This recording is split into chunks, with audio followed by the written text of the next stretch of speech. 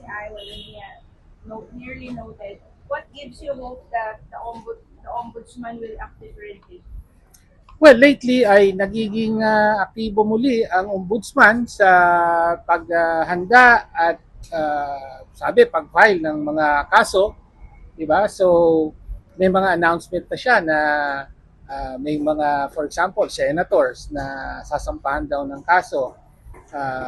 So naisip natin magandang pagkakataon ngayon na ipabatid sa ombudsman na meron tayong ganitong pagsusuri at humihingi nga tayo ng investigation ng kanyang opisina mismo batay doon sa mga datos na nakalap natin. Sir, kung yung sa insertions, were the projects completed or? Yes, itong mga proyekto na to, marked as completed lahat. What are they really? Anong status? Well, yun na nga. Merong iba na go-overlap. So, paano yan? No? Pwede ba yun na sa kabaan ng ilog, sa isang side ng bank, may dalawang proyekto na nagko-cover, nag-overlap sila. Parang hindi pwede yun, di ba? So, kaya kailangan ng mas malalim na investigasyon. Along the insertion, sir, para sa'yo, para lang may soundbite ako. You think Pulong was responsible for the insertions? Well, distrito mo ito, responsibilidad mo to. No? So, kailangan maipaliwanag kung bakit merong mga ganitong anomalya na lumalabas sa pagsusuri pa lamang ng mga datos, ng mga kontrata mismo, at ng mga accomplishment reports ng DPWH. No? Yun pala, isang kasama sa sinabit natin, merong report na nahingi pa tayo sa DPWH mula dun sa una at actually nagdalawa yata sila.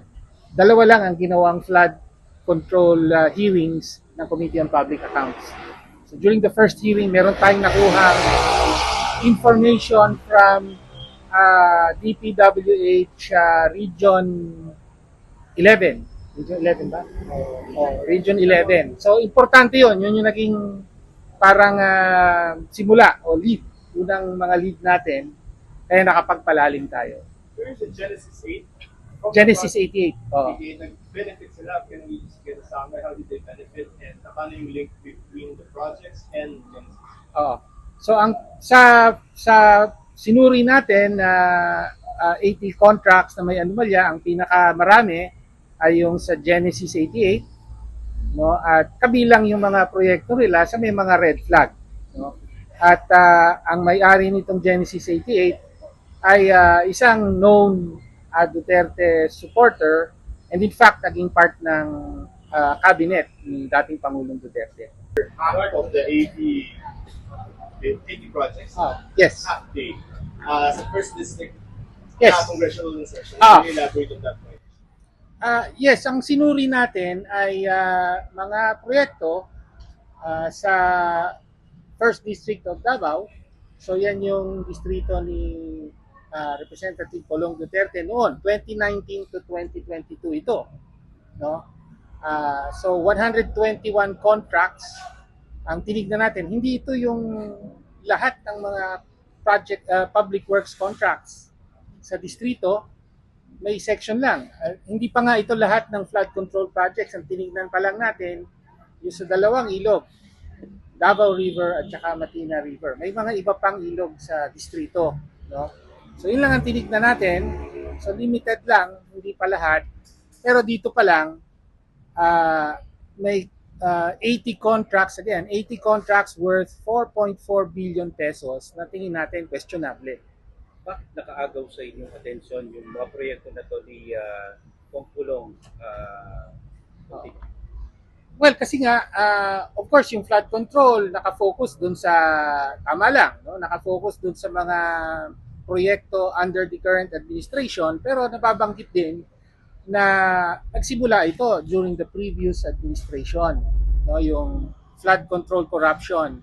Tapos nababanggit nga yung sa Davao City mismo dahil napakalaki ng perang nabuhos doon. At kinonfirm yan ng DPWH mismo. If you remember, yung 51 billion figure ay nanggaling sa yumaong Yusek Cabral, no?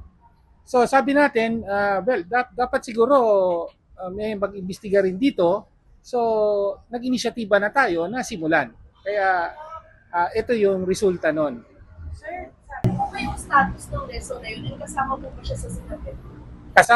Kasama siya sa sinabmit. Bukod sa ICI, nag-file din tayo ng resolution, ni-refer siya sa public accounts. Ngunit naging patakaran ng House, no, na hindi na magdaos ng mga hearing tungkol sa flood control. No, so kaya hindi na inaksyonan nito. Kaya nga originally pumunta tayo sa ICI and then natapos na yung ICI, wala rin nangyari, no? Actually may nangyari. Nagpadala ng sulat si Chair what's his name? Andy Reyes sa akin. Nakalagay doon, noted. Yun ang nangyari. Sir, can you elaborate on the Mismo nitong si Kong Pulong, masyadong malaki ba to para sa isang distrito?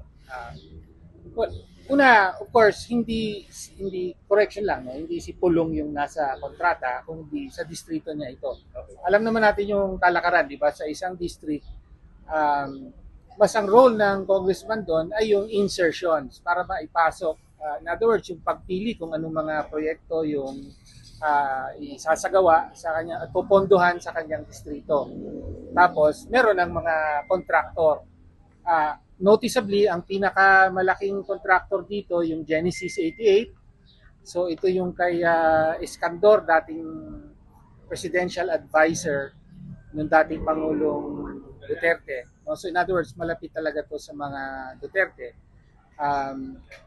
As to yung question mo, kung napalaki ba, hindi yung kabuuang, di ba yung nabalita na over 3 years ay umabot sa 51 billion pesos ang appropriations.